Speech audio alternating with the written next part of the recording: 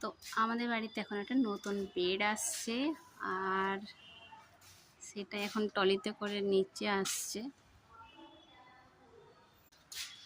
ওনারা বেডটা আস্তে আস্তে একটা একটা করে পিস তুলে তুলে নিয়ে যাচ্ছে।